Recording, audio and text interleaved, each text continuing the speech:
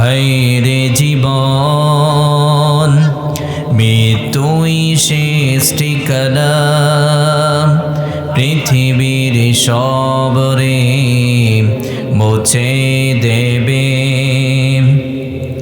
সেদিন আর কেউ সাথী থাকবে না, সাথী থাকবে না। আমার যখন ফুরাবে দিন, আসবে গহীনে রাতি। আমার যখন ফুরাবে দিন, আসবে গহীনে রাতি। থেকে প্রভু সে জীবনে হয়ে চিরসাথী, আসবে গহীনে রাতি। আমার যখন ফুরাবে দিন, আসবে গহীনে রাতি। আমার বলে যখন কাউকে পাব না,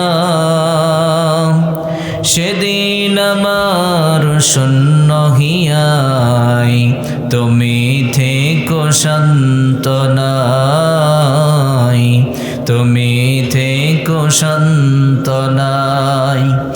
আখির আলো নিবে যেদিন মনে আলো দিয়ে, সেদিন আমার, সেদিন আমার, সেদিন আমার আধার গরে তুমি থেকো বাতি, আসবে গহীনে রাতি।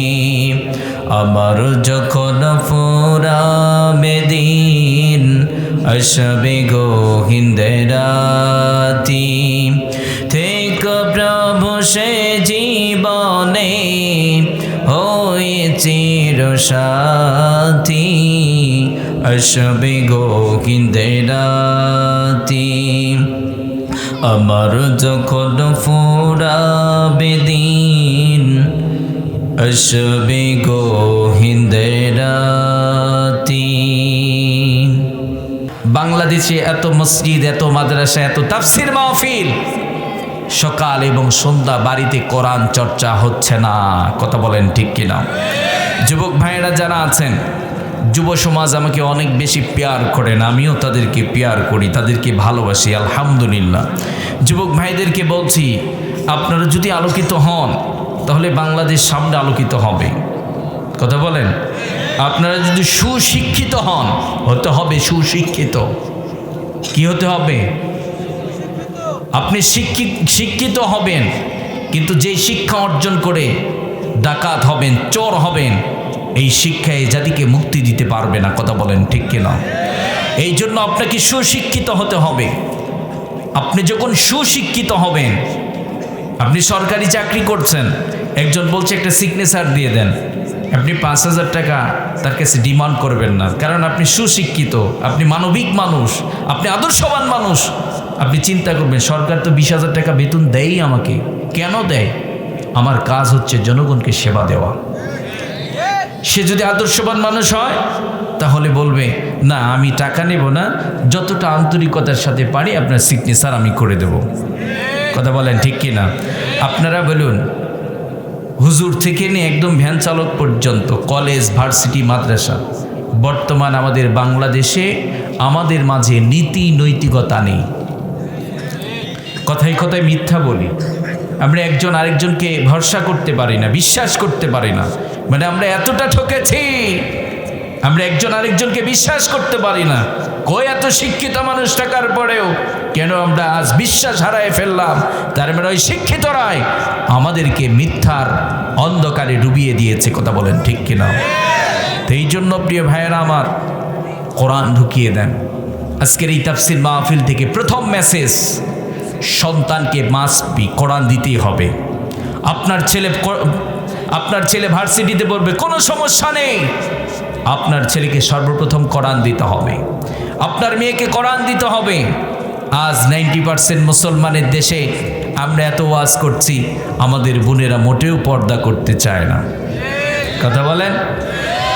একটা বিষয় মাথায় রাখবেন, বাবা তার চোখের সামনে, বাবা নিজের টাকা ইনভেস্ট করে মেয়েকে পাতলা কাপড় কিনে দেয়, মেয়েটি বেপরদায় চলে, স্ত্রী বেপরদায় চলে, অধীনস্থ বেপরদায় চলে, বাধা প্রদান করে না, আপনি হচ্ছেন দায়ুস।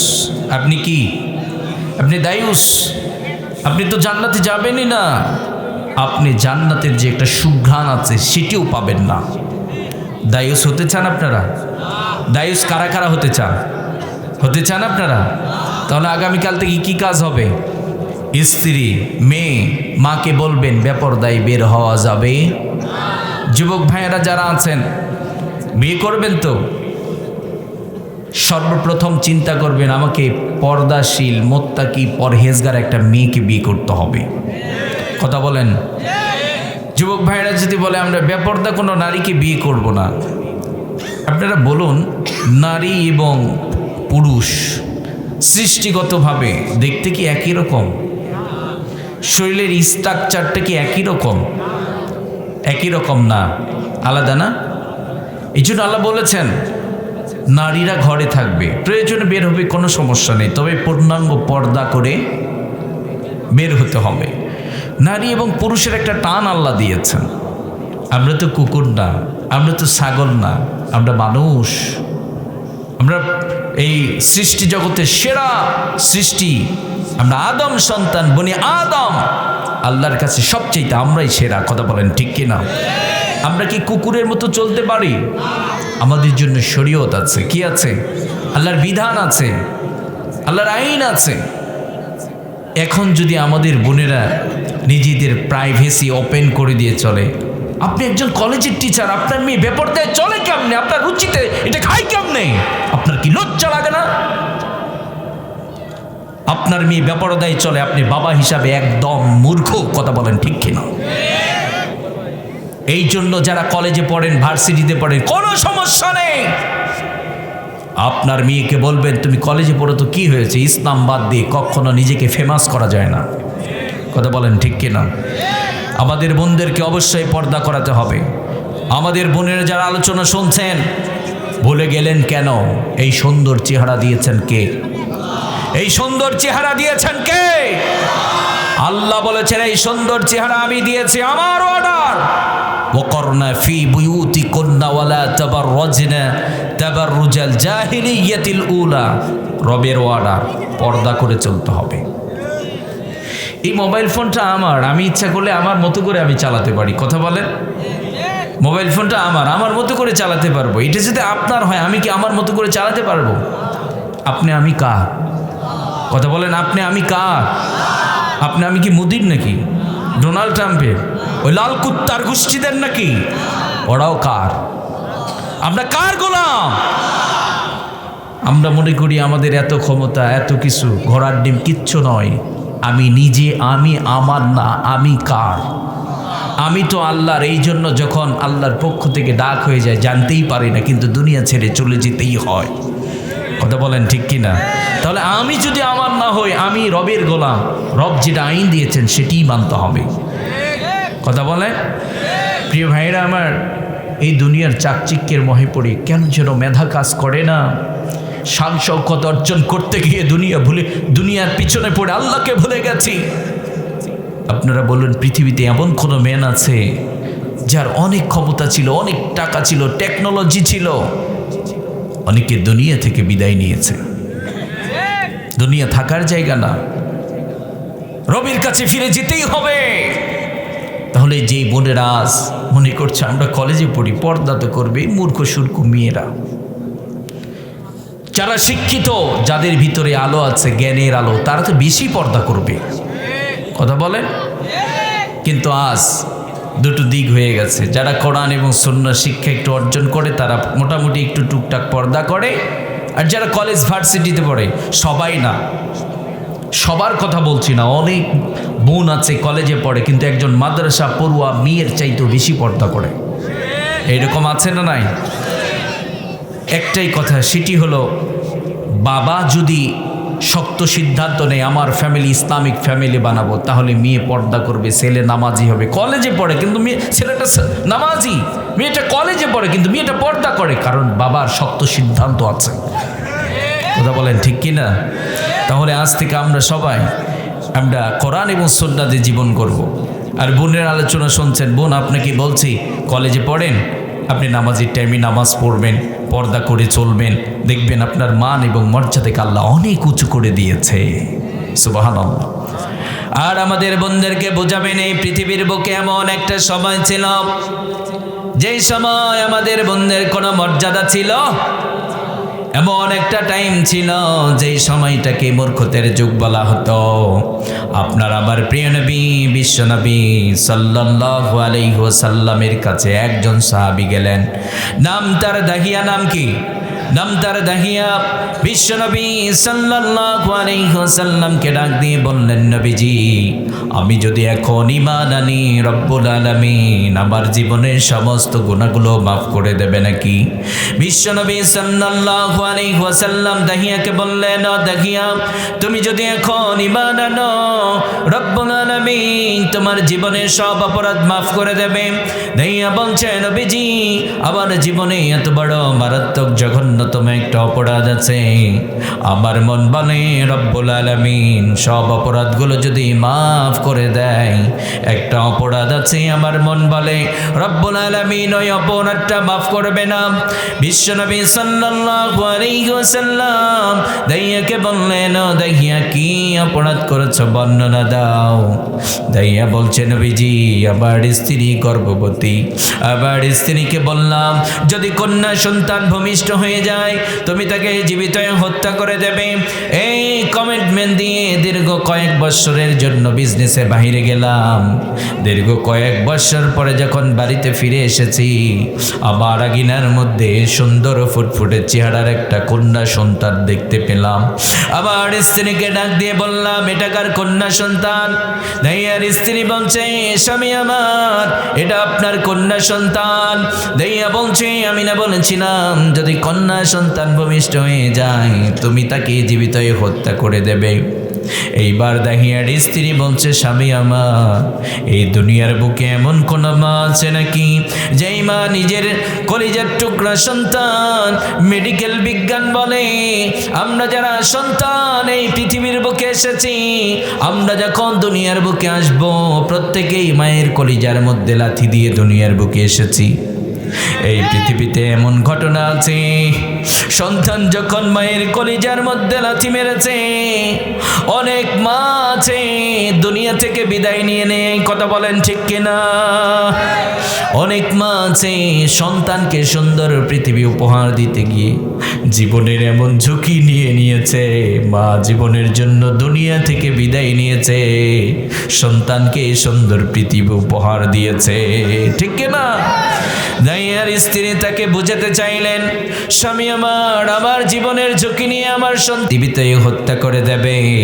কন্যা সন্তানটি যখন গর্তটা দেখার জন্য মাথাটা নিচু করেছে, বাবা এবার কন্যা সন্তানটির গলার মধ্যে ধাক্কা দিয়ে গর্তের মধ্যে নিক্ষেপ করে দিয়েছে। যখন গর্তের মধ্যে নিক্ষেপ করে দেয়া হলো, কলিজা ফাটা কান্না দিয়ে বাবাকে ডাক দিয়ে বলছে, বাবা আমার তুমি আমাকে মেরো না, তুমি আমাকে ছেড়ে দাও, আমি দূর বহুদূর চলে যাব, কোনোদিন বাবার অধিকার নিয়ে তোমার সামনে আসব না, কোনোদিন বাবা বলে তোমাকে ডাকবো না, আমি দূর বহুদূর চলে যাব। আপনার আবার প্রিয় নবী বিশ্ব নবী সাল্লাল্লাহু আলাইহি ওয়াসাল্লাম দাইয়াকে বললেন, ও দাহিয়া কন্যা সন্তানটি যখন বারবার তোমাকে বলছিল, ও বাবা তুমি আমাকে মেরো না, তুমি আমাকে ছেড়ে দাও, তুমি কি করেছো বর্ণনা দাও। দাইয়া বলছে, নবীজি আমার হৃদয়টা এতটা পাষাণ, হৃদয়ের মধ্যে একটু ভালোবাসার সঞ্চার হলো না। একটা পর্যায়ে ধারালো চাক্কা একটা পাথর হাতে নিলাম, কন্যা সন্তানটির কলিজা বরাবর যখন আঘাত করে দিয়েছি, বাবা বলে এমন একটা চিৎকার দিয়েছে, আজও পর্যন্ত এই বাবা চিৎকার আমার কানের মধ্যে বাজে। আমার কন্যা সন্তানটির কলিজা বরাবর আঘাত করে দিয়েছি। আমার কন্যা সন্তানটি বাবা বলে চিৎকার দিয়ে দুনিয়া থেকে বিদায় নিয়েছে। আজও পর্যন্ত ওই চিত্রটি বারবার আমার সামনে ভেসে ওঠে। আবার বোন বলে, রব্বুল আলামিন আমার জীবনের সব অপরাধগুলো যদি আমার মাফ করে দেয়, নিজ হাতে নিজের কন্যা সন্তানকে জীবিত মাটির নিচে দাফন করে দিয়েছি। আবার মন বলে, রব্বুল আলামিন সব অপরাধগুলো যদি মাফ করে দেয়, এই অপরাধটা রব্বুল আলামিন মাফ করবেন না।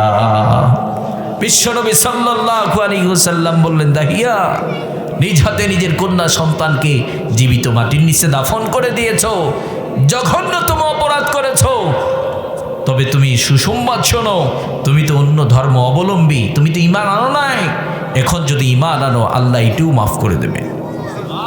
একজন অন্য ধর্ম অবলম্বী সে যত মারাত্মক অপরাধী করুক না কেন, সে যদি ঈমান আনে, তার পিছনের কোনো গুনাহ থাকবে? কথা বলেন, থাকবে? তাহলে সব ক্লিন করে দেবে। এই ঘটনাটা কি আমি নিজে থেকে বানিয়ে বললাম?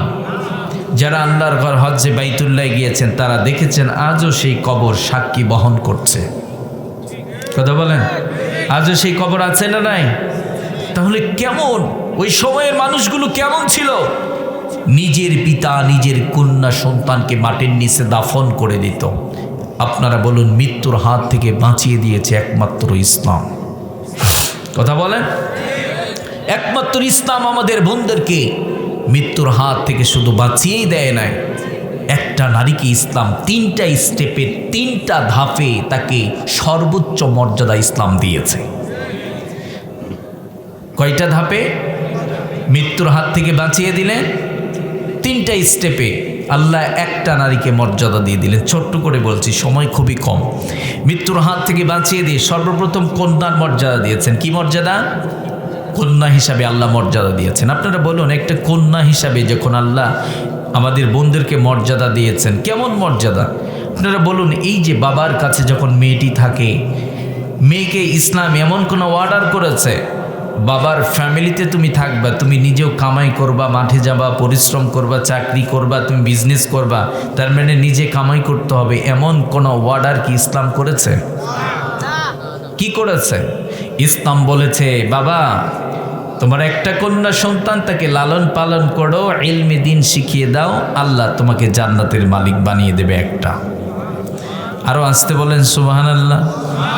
মানে আপনাদের কাছ থেকে যে আমি একটা উৎসাহ পাবো, শক্তি পাবো, আমার ভিতরে যে একটা উৎসাহ জাগবে, সেটি পাচ্ছি না, আমি প্রাণ পাচ্ছি না। একটু কথা বলবেন, কষ্ট হচ্ছে নাকি? আর আধা ঘন্টা আলোচনা চলবে। মায়েরা আলোচনা শুনছেন, কিছু বলতে হবে মায়েদেরকে নিয়ে।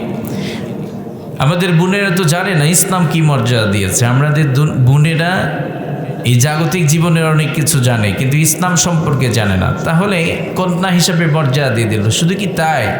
আপনারা বলুন, ইসলাম বলছে একটা মেয়ে, বাবার যে জমি আছে, সম্পদ আছে, ছেলে যা পাবে মেয়ে তার। সবাই বলে না কি? দেওয়ার অভ্যাস নাই নাকি আপনাদের? হ্যাঁ, অভ্যাস আছে। দিতে হবে অর্ডার কার? তাহলে মেয়েকে আলাদা একটা অর্থনীতি অ্যাকাউন্ট আল্লাহ দিয়ে দিলেন। সুবহানাল্লাহ। বাবার হোটেলে বসে থেকে খেলো, পড়াশোনা, চিকিৎসা, তার স্বপ্নের ড্রেস। আবার ইসলাম বলছে বাবার জমি যা থাকবে, সম্পদ যা থাকবে, ছেলে যা পাবে মেয়ে তার অর্ধেক। আপনারা বলুন, তাহলে কন্যা হিসাবে আমাদের বোনদের কোনো কি টেনশন আছে?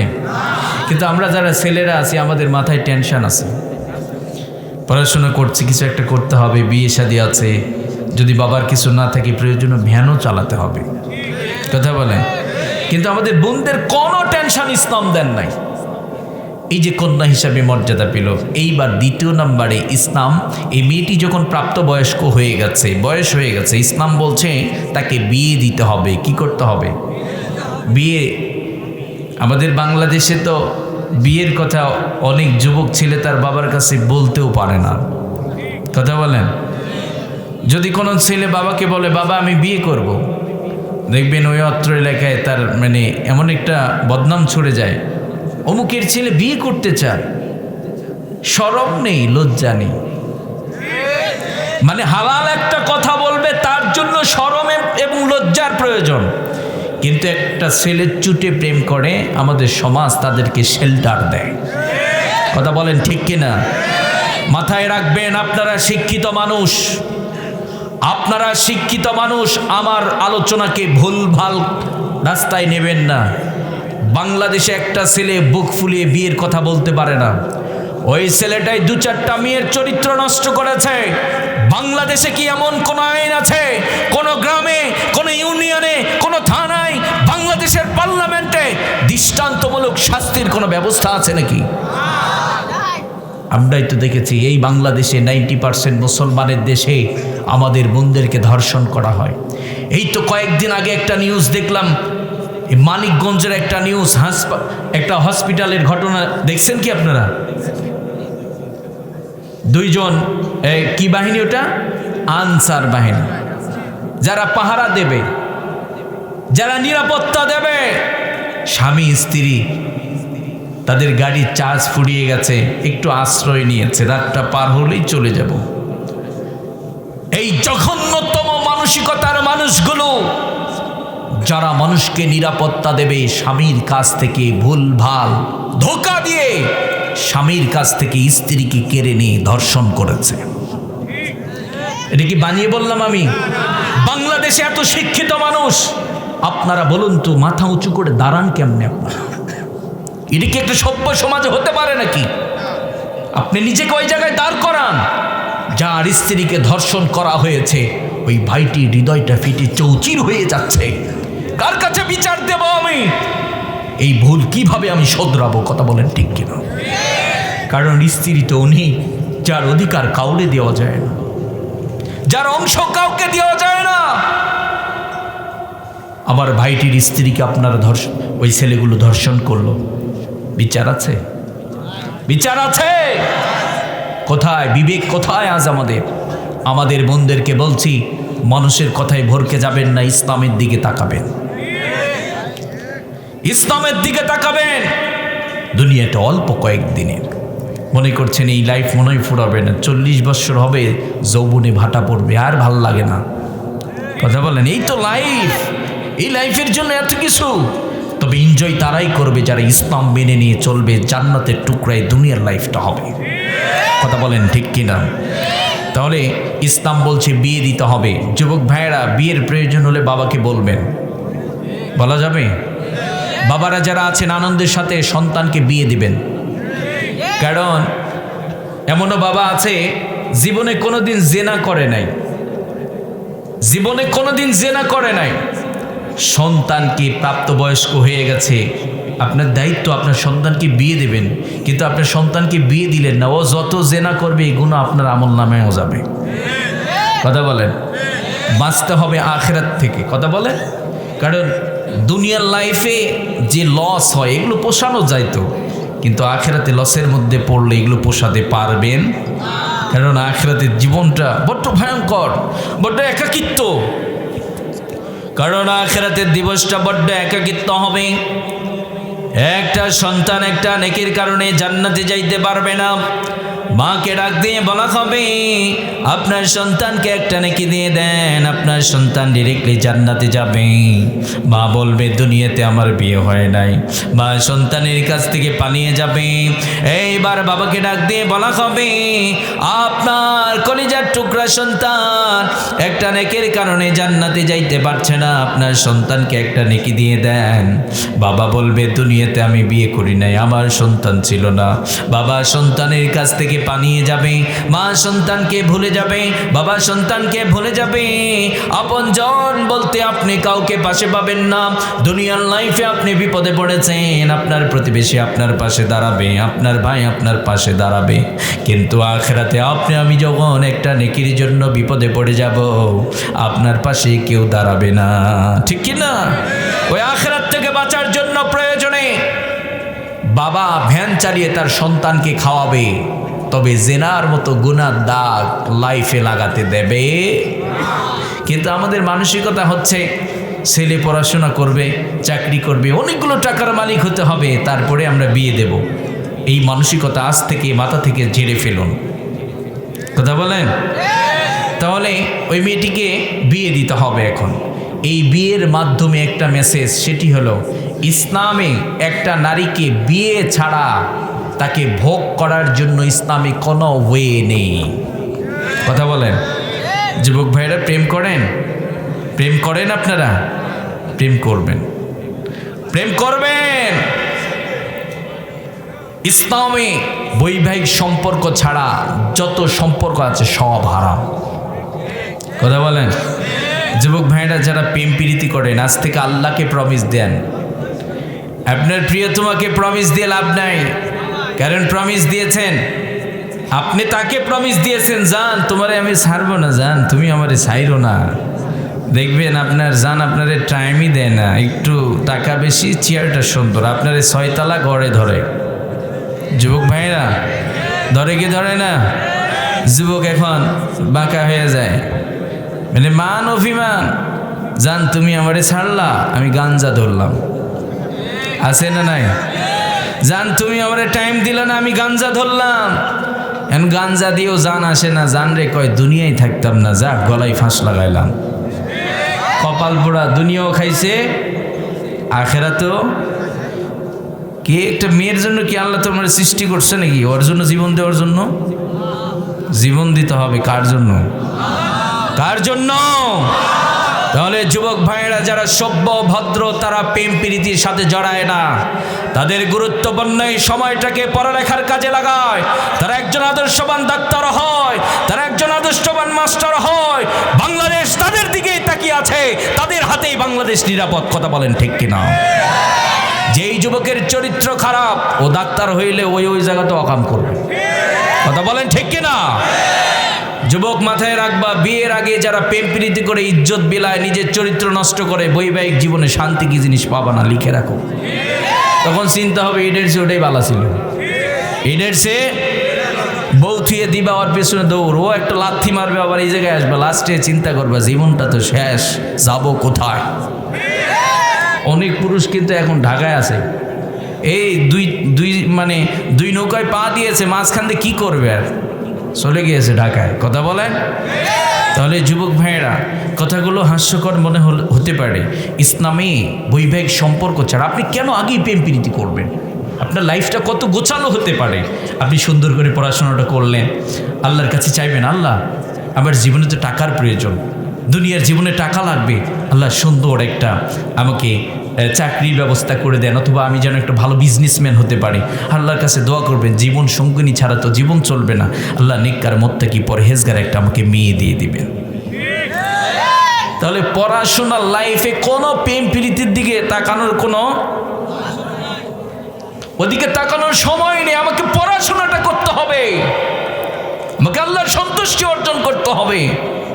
যদি করতে পারেন, দেখবেন সুন্দর ভালো ফ্যামিলির মেয়েরা, বাবারা এমনি আপনার হাতে তার মেয়েকে উঠিয়ে দেবে। কথা বলেন ঠিক কি না? কিন্তু যুবক ভাইরা যখন ওদের পিছনে ছুটে, ওরা টাইম দেয় না। আরে যুবক, তুমি কেন দিকে ছুটবা? তুমি নিজেকে প্রতিষ্ঠিত করো, দেখবা সবাই তোমার পিছনে ছুটবে। কারণ আল্লাহ তো তোমাকে পেয়ার করে। যে যুবক যৌবনে ইবাদত করে, আল্লাহ তাকে আরশের নিচে ছায়া দান করে দেবেন। যুবকদেরকে কনভার্ট করবেন, যুবকদেরকে ইসলামের দিকে ডাকবেন, তাদেরকে আদর্শবান বানাবেন, কারণ এই যুবকদের হাতে আমাদের সব কিছু। কথা বলেন? তাহলে বিয়ে ছাড়া ইসলামে কোনো সম্পর্ক জায়েজ নেই। এখন বিয়ে দিয়ে দেবেন, যে পুরুষ বিয়ে করবে, আপনারা বলুন তো, যৌতুক না মোহর? সবাই কয় না যৌতুক না মোহর? বাংলাদেশে যৌতুক না দিলেও চলবে, মোহর না দিলেও চলবে, কিন্তু যৌতুকের জন্য বউ পিটায়। এমন আদর্শবান পুরুষ আছে না নাই? আছে।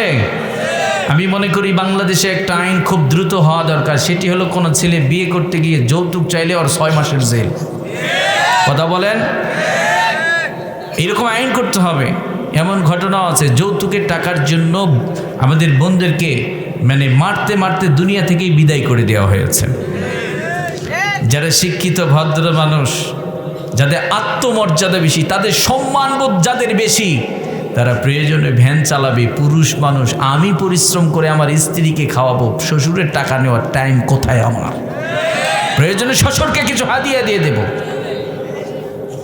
কথা বলেন? তাহলে মোহর দিয়ে দেব। যৌতুক নেওয়া যাবে? যৌতুক হারাম। হারাম যেই শরীরে ঢুকেছে ওটা জাহান্নামের আগুনে জ্বলবে। এই জন্য আমাদের বোনদেরকেও বলবো, যে পুরুষ আপনাকে বিয়ে করতে গিয়ে যৌতুকের টাকা চাবে, আপনার বাবাকে বলবেন, ওই পুরুষ আমার যোগ্য নয়, কারণ ও টাকা নিতে চায়, ও আমারে তো ভালোবাসবে না।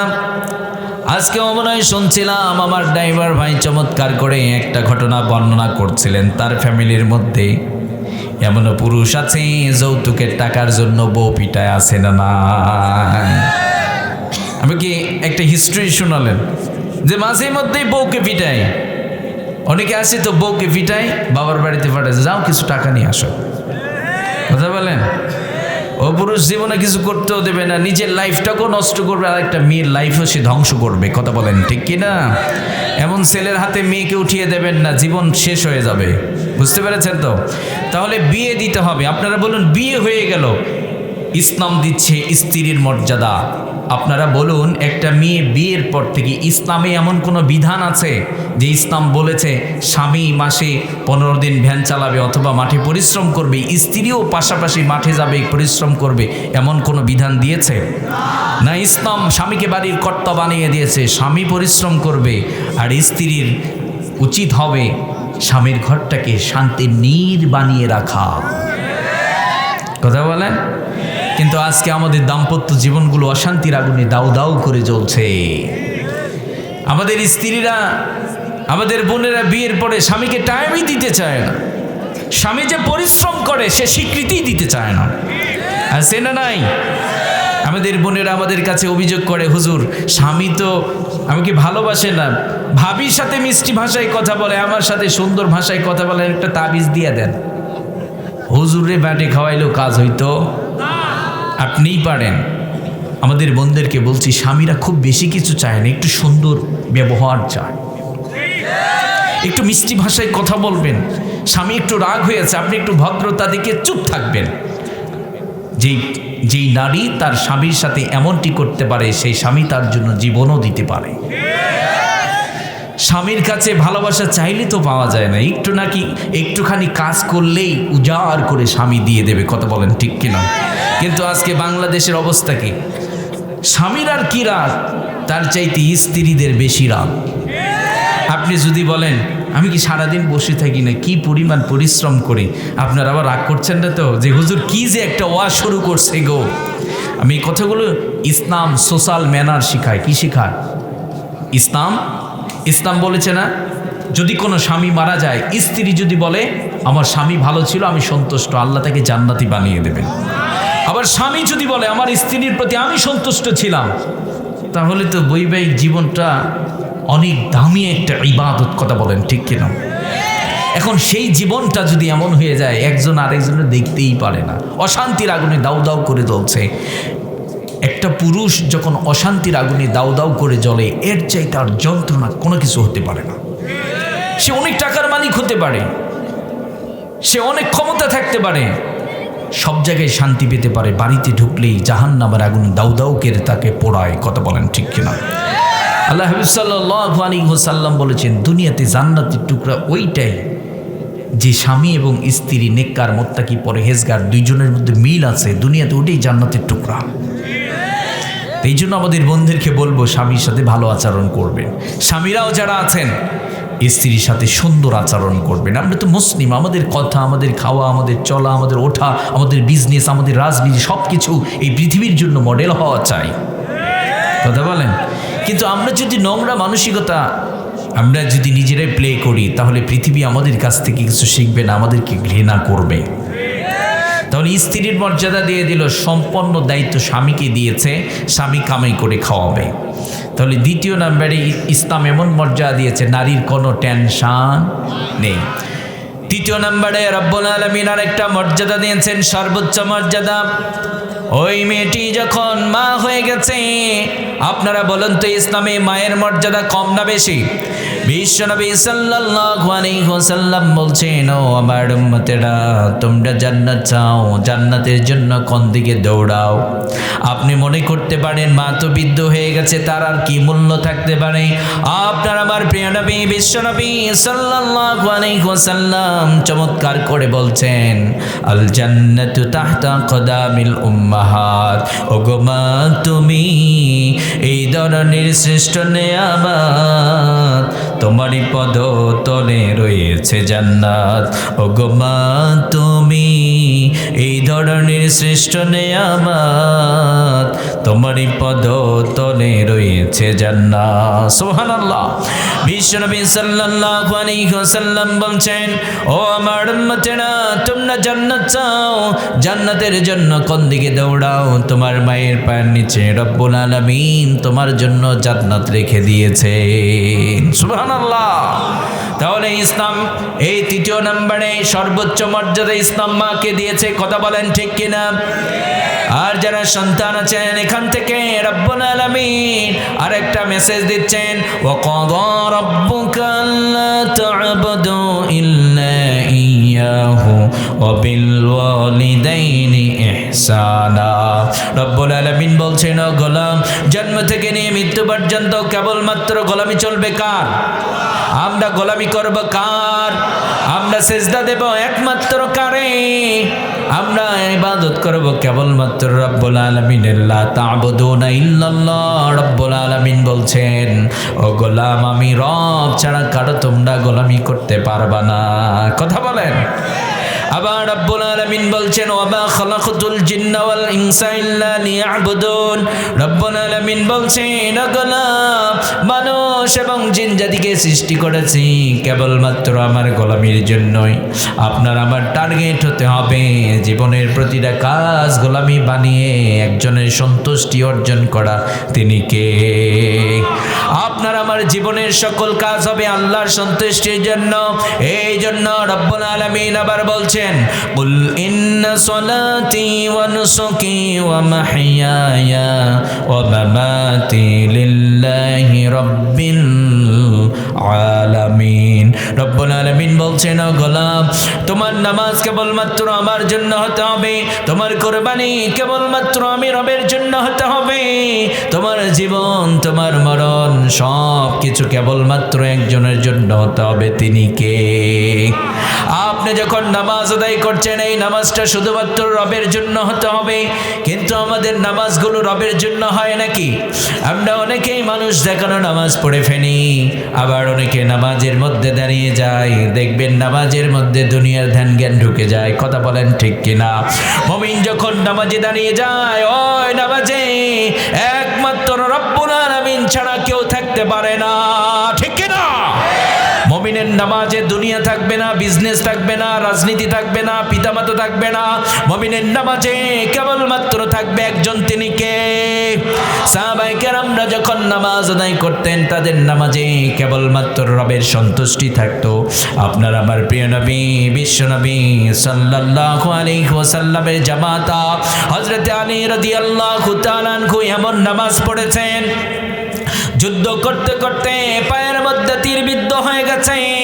সাহাবায়ে কেরামরা অনেক টানাটানি করেন, পায়ের তীরটাকে কিছুতেই বের করতে পারেন না, তিনি যন্ত্রণায় ছটফট করেন। আপনার আমার প্রিয় নবী বিশ্বনবী সাল্লাল্লাহু আলাইহি ওয়াসাল্লাম বললেন, ও আমার সাহাবারা, তোমরা আলীর পায়ের তীরটাকে ধরে টান দিও না। নামাজের যখন ওয়াক্ত হয়ে যাবে, আলী যখন নামাজে দাঁড়িয়ে যাবে, একজন সাহাবীকে বললেন, ও আমার সাহাবী, আলীর পায়ের তীরটাকে টান দিয়ে খুলে ফেলবা। আলী রাদিয়াল্লাহু তাআলা আনহু নামাজে দাঁড়িয়ে গেছেন। নামাজ যখন শুরু হয়ে গেল, ওই সাহাবী আলী রাদিয়াল্লাহু তাআলা আনহুর পায়ের তীরটাকে টান দিয়ে খুলে ফেলেছেন। নামাজ যখন শেষ হয়ে গেল, আপনারা আমার প্রিয় নবী বিশ্বনবী সাল্লাল্লাহু আলাইহি ওয়াসাল্লাম আলী রাদিয়াল্লাহু তাআলা আনহুকে বললেন, ও আলী, তোমার পায়ের তীরটা কোথায়? আলী বলছে, নবীজি, নামাজে দাঁড়িয়ে গেছি, কে যেন আমার পায়ের তীরটাকে টান দিয়ে খুলে ফেলেছে, আমি একটু বুঝতে পারি নাই। সুবহানাল্লাহ। এটা কেমন নামাজ ছিল? এটা কোন নামাজ ছিল? নামাজের বাইরে পায়ের তীরটাকে ধরে টান দেওয়া হয়, তিনি কষ্টে ছটফট করেন, সহ্য করতে পারেন না। ওই মানুষটি যখন নামাজের মধ্যে দাঁড়িয়ে গেছে, পায়ের তীরটাকে ধরে টান দেওয়া হয়েছে, খুলে ফেলা হয়েছে, তিনি একটু বুঝতে পারেন না। তার মানে ওই নামাজের মধ্যে দুনিয়ার কোনো ধ্যান জ্ঞান ছিল? এটা কি বানিয়ে বললাম নাকি? এটা কি অসম্ভব নাকি? সাহাবায়ে কেরামরা পাহারা দিচ্ছেন, নামাজে দাঁড়িয়ে গেছে, কাফের মুশরিকরা তীর নিক্ষেপ করেছে, শরীরের মধ্যে তীর বিদ্ধ হয়ে গেছে, তারা নামাজেই দাঁড়িয়েছিল। কথা বলেন ঠিক কিনা? এই জন্য প্রিয় ভাইরা আমার, ওই রকম নামাজ আপনাকে আমাকে পড়তে হবে। ওই রকম নামাজ আপনার আমার যখন হয়ে যাবে, নামাজ হবে ইন্নাস সালাতা তানহা আনিল ফাহশাই ওয়াল মুনকার। এই নামাজ হবে আপনাকে আমাকে সকল প্রকার ফাহিশা কাজ থেকে বাঁচিয়ে দেবে। কথা বলেন ঠিক কিনা? এই জন্য এই নামাজগুলো সুন্দর করতে হবে। এই জন্যই রব্বুল আলামিন বললেন, গোলাম এই নামাজটা কেবলমাত্র আমার সন্তুষ্টির জন্য হবে। আবার আপনি যখন কোরবানি করছেন, আপনার কোরবানি কেবলমাত্র রবের সন্তুষ্টির জন্যই হতে হবে। আপনার জীবনে যা কাজ হবে, আপনার জীবন আপনার মরণ কেবলমাত্র কার জন্য? আপনার লাইফে যত কাজ হবে, আপনার রাজনীতি, আপনার বিজনেস, আপনার কৃষি, আপনার শিক্ষকতা, আপনার ভ্যান চালানি, জীবনের যত কাজ হবে, সব কাজগুলো একজনের সন্তুষ্টির জন্য হতে হবে। তিনি কে? আবার আপনি যার জন্য রণাঙ্গনে জীবন বিলিয়ে দেবেন। কথা বলেন ঠিক কিনা? তাহলে আপনি আমি দুনিয়াতে এসেছি, টার্গেট আছে কেবলমাত্র কার গোলামি? আপনারা সবাই বলুন, কার গোলামি? এই জন্য রব্বুল আলামিন বলছেন, গোলাম তোমার জীবনে কেবলমাত্র আমার গোলামি হতে হবে। আর এই গোলামিটা চলবে জন্ম থেকে নিয়ে মৃত্যু পর্যন্ত। সুবহানাল্লাহ। শিরিক করা যাবে না। সেজদা কেবলমাত্র কার জন্য? আমরা যা কিছু চাবো কার কাছে? আপনারা বলুন, যদি কোনো ব্যক্তি পীরের মাজারে গিয়ে বলে, বাবা একটা সন্তান দেন, তার ঈমান থাকবে? বলেন না, তার ঈমান থাকবে? একদম সাধারণ একটা জ্ঞান, এটা শিরিক হবে। কথা বলেন ঠিক কিনা? অনেক নতুন দম্পতি আছে এই ভুলটা করে। আল্লাহ সন্তান নেয় না। নতুন বিয়ে করেছে, 1 বছরের মধ্যে একটা সন্তান দিয়েছেন আল্লাহ, নিতে চায় না, নষ্ট করে মেডিসিন খেয়ে। কথা বলেন? নষ্ট করার পরে 3 বছর পরে বাবা মা ডাক শুনতে মনটা উতলা হয়ে যায়, তখন বারবার ট্রাই করে। আল্লাহ বলছেন ওই সাবজেক্ট আপাতত অফ আছে। সন্তান চায়, আল্লাহ নেয় না, মেডিসিন খেয়ে নষ্ট করে। আল্লাহ এখন বারবার চায়, আল্লাহ বলেন পরীক্ষা নেব, কঠিন পরীক্ষা, দাঁড়াও, দেব না এখন তো, আমি দেই, তুমি নাও না, মাতব্বরি করো, এখন যতই ট্রাই করো আমি দেব না। তখন কি করে জানেন? আমাদের কিছু ভাবি আছে, খুব পটু, এগুলোই আমাদের এলাকায় হয়, সন্তান হয় না, দেখিয়ে দেয় মহস্তানগড়, বগুড়া মহস্তানগড় চিনেন? নাম শুনেছেন আপনারা? বগুড়া মহস্তানে করে গিয়ে একটা খাসি দাও, বাবাকে বলো, বাবা একটা সন্তান দিবে। আপনারা বলুন তো, বাবা কি সন্তান দিতে পারে? বাবা কি সন্তান দিতে পারে? আমরা এমন ইমানদার, নিজের অজান্তে শিরিক করে বসে আছি, ইমানই নেই।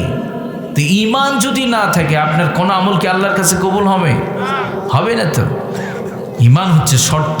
ইমান যদি থাকে, আপনার যাররা পরিমাণে ইবাদত আল্লাহ সেটিও কবুল করবেন। কথা বলেন ঠিক কিনা? তাহলে শিরিক করা যাবে না। আবার অনেক যুবক আছে, বাদদানি মহিলা আছে না, অথবা কিছু মানুষ আছে যাদেরকে গণক বলা হয়, তারা নাকি হাত দেখে সব বলে দিতে পারে। হাত দেখে কি সব বলে দিতে পারবে? কষ্ট হচ্ছে আপনাদের? কষ্ট হচ্ছে না তো? আর কিছুক্ষণ আছেন আপনারা? আর কিছুক্ষণ তো গণক, উনি নাকি হাত দেখে সব বলে দিতে পারে।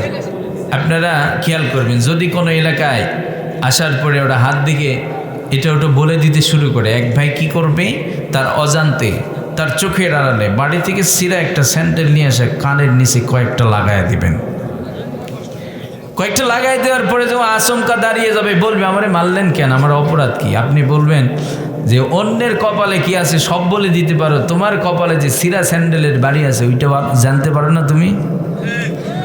ওরে ভণ্ডামি, ওই জায়গায় সব অফ করবেন, ওরে বলবেন নতুন করে কালেমা পড়, কথা বলেন।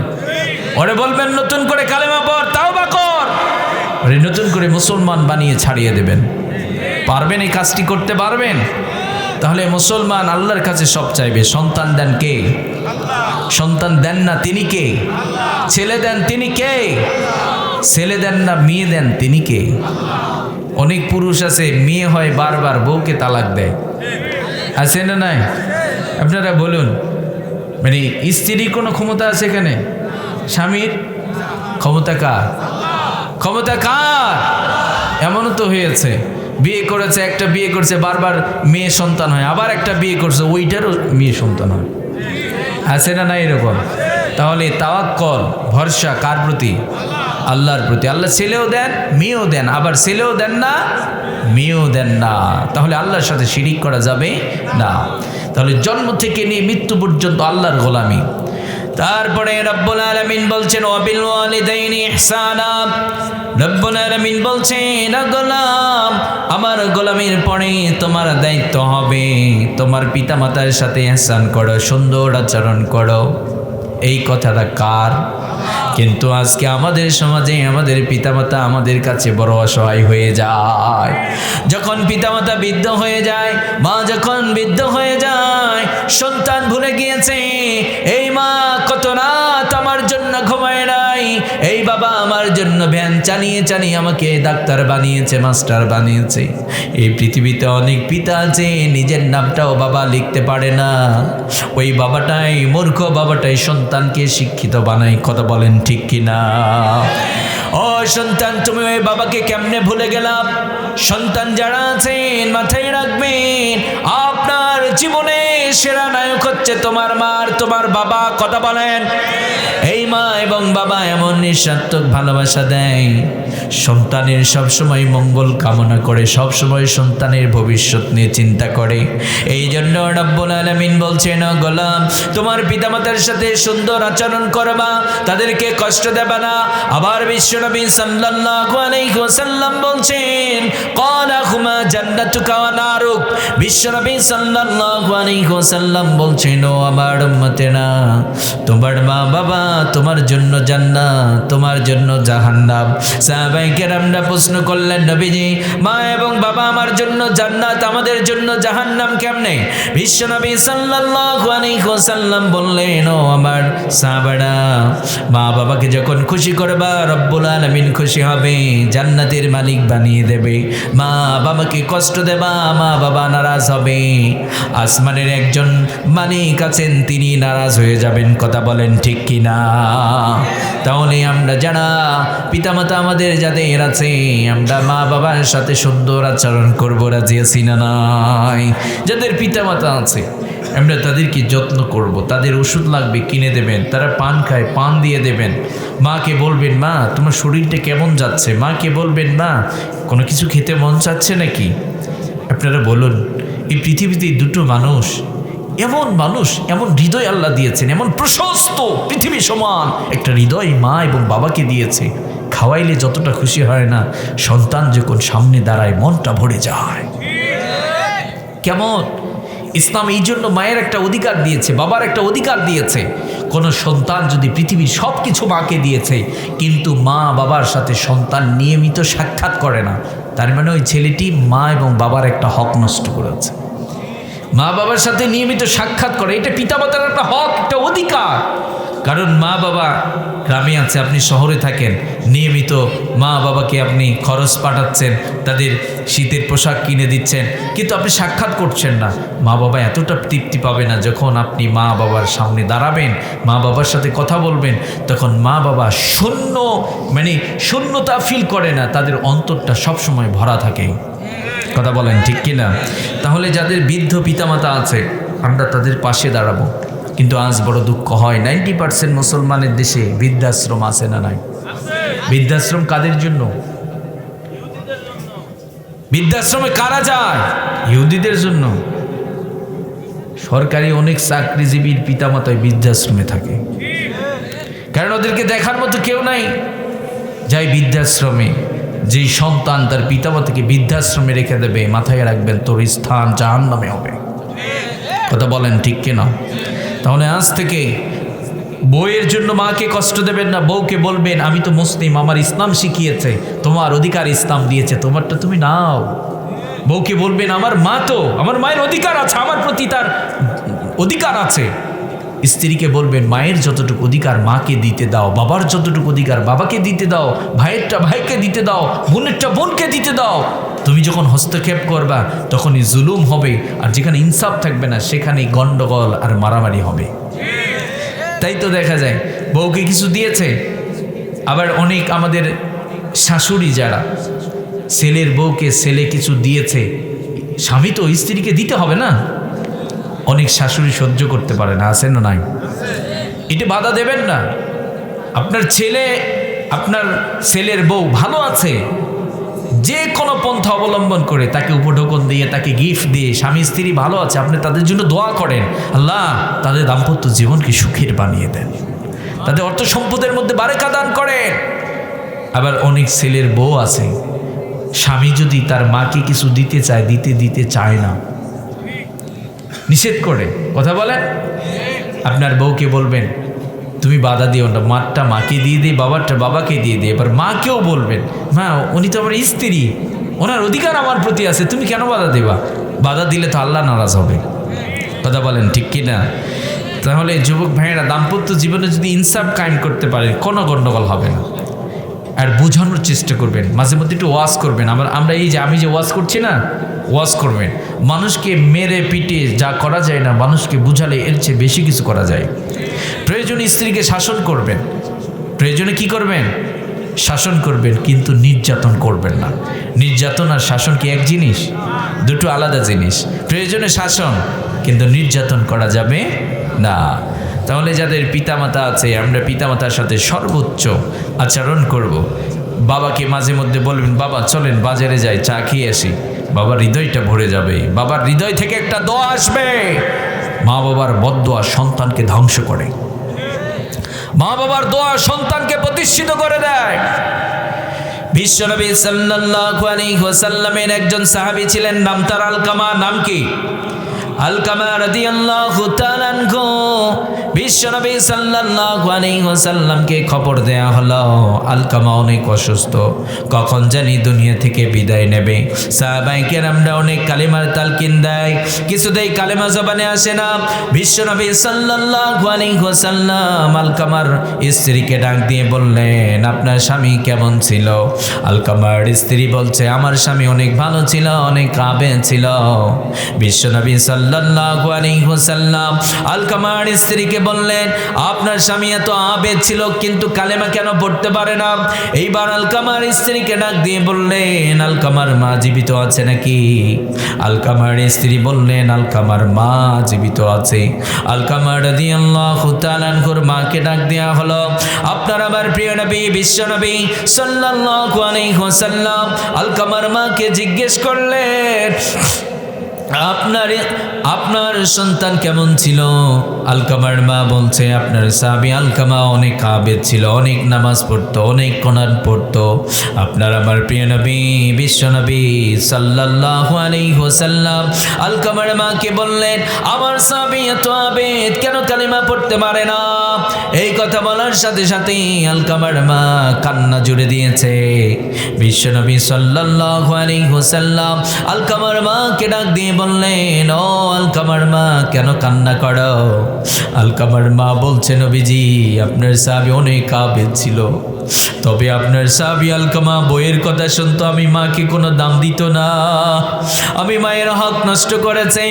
বিশ্বনবী সাল্লাল্লাহু আলাইহি ওয়াসাল্লাম বললেন ও আলকামার মা বুঝতে পেরেছি আলকামা তোমার সাথে বেয়াদবি করেছে, তবে তুমি তো মা, তুমি যদি ক্ষমা না করো রব্বুল আলামিন ক্ষমা করবেন না, তুমি তাকে ক্ষমা করে দাও।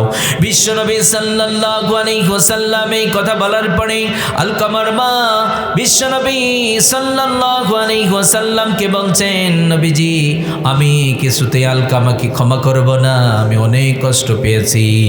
আপনার আমার প্রিয় নবী বিশ্বনবী সাল্লাল্লাহু আলাইহি ওয়াসাল্লাম সাহাবায়ে কেরামদেরকে বললেন ও আমার সাহাবারা তোমরা কিছু লাঠি এক জায়গায় করো, আগুন লাগাও। আলকামা মায়ের সাথে বেয়াদবি করেছে, আলকামাকে আগুনের মধ্যে পুড়িয়ে দেব।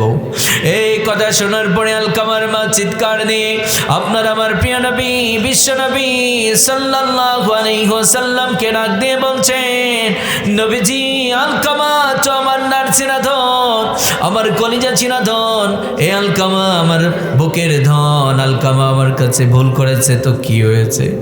নবীজি আমার কলিজার টুকরা আলকামাকে আগুনের মধ্যে পোড়াবেন না। বিশ্বনবী সাল্লাল্লাহু আলাইহি ওয়াসাল্লামকে বললেন, নবীজি আলকামা ভুল করেছে তো কি হয়েছে? আমি মা সাক্ষ্য দিলাম আলকামা আমাকে যত কষ্ট দিয়েছে আমি আলকামার সব অপরাধগুলো আমি ক্ষমা করে দিলাম। এই সাক্ষ্য যখন দিয়েছে সাহাবায়ে কেরামরা দেখলেন আলকামা কালেমা পড়তে পড়তে দুনিয়া থেকে বিদায় নিয়েছে। এই যে মায়ের সাথে বেয়াদবি করেছে কালেমা জবানে আসে না।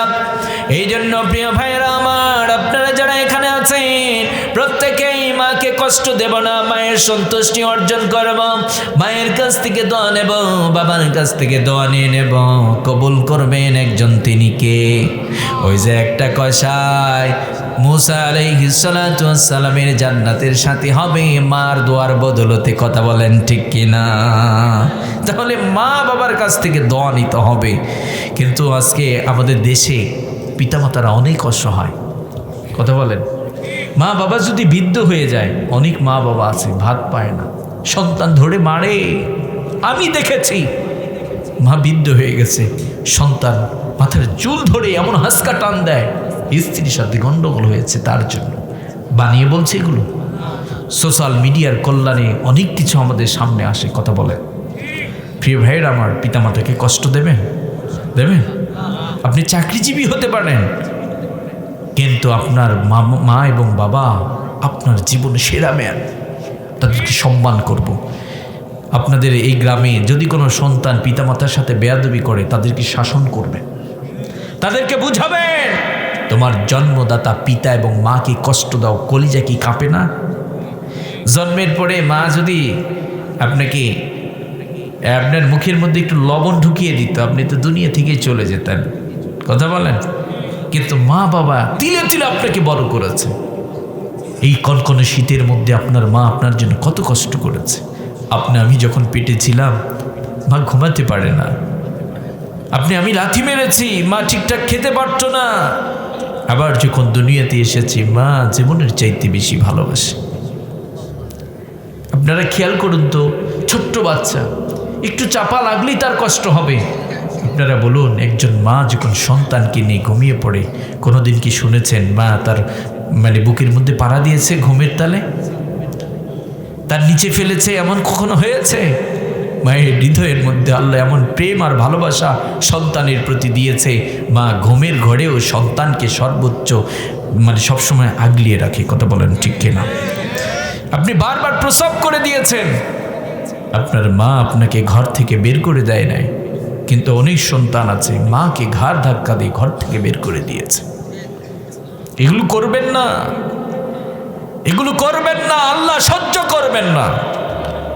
তাহলে আমরা সবাই পিতা এবং মাতার সাথে আল্লাহর গোলামির পরে পিতামাতার স্থান, আল্লাহ যেন আমাদের পিতামাতাকে যারা দুনিয়া থেকে বিদায় নিয়েছেন তাদেরকে জান্নাতি বানিয়ে দিক। আমিন পড়েন।